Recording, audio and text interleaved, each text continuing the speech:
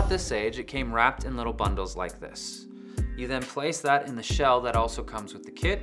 At the bottom of the shell, you pour some of the white sand. You place the sage on top of the white sand, and inside of the shell, this protects the shell from overheating and creating fires. We don't want to create any more fire than the sage itself.